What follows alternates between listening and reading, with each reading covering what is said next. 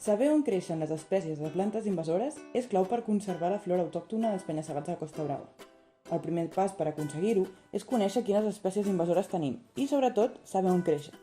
Només així podrem determinar si són molt abundants, si creixen en zones on hi ha flora endèmica i en quin grau posen en risc la seva conservació.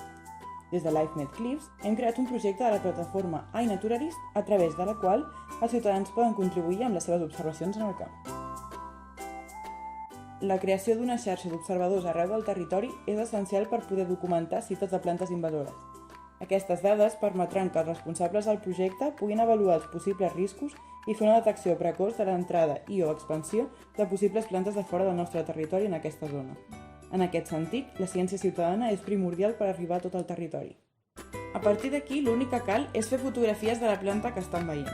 És important que es vegi el port general de la planta, l'hàbitat on viu i estructures que ajudaran a la seva identificació com les fulles, flors i fruits i, si pot ser, millor posar sempre algun objecte al costat que ajudi a veure'n la dimensió. La mateixa aplicació ja detecta la ubicació amb el GPS del mòbil. Sense necessitat de saber inicialment de quina planta es tracta, es poden pujar les fotos i l'aplicació suggereix algunes possibilitats.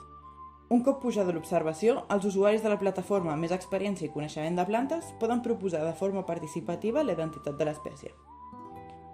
Les observacions entren de manera automàtica al projecte d'iNaturalist si l'espècie proposada coincideix amb el llistat previ de plantes invasores o potencialment invasores descrites en el projecte i si aquestes han estat obtingudes dins de les zones litorals que es volen avaluar. Els responsables del projecte validaran totes les identificacions i, a més, revisaran aquelles observacions realitzades per membres del projecte que no s'hagin inclòs perquè no han estat identificades encara.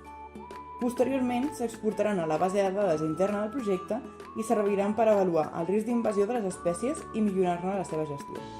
Les dades dels observadors són essencials per definir quina estratègia haurem de seguir per controlar cadascuna de les espècies invasores que identifiquin. Junts podem aturar la pèrdua de biodiversitat i la degradació d'un hàbitat únic del nostre litoral.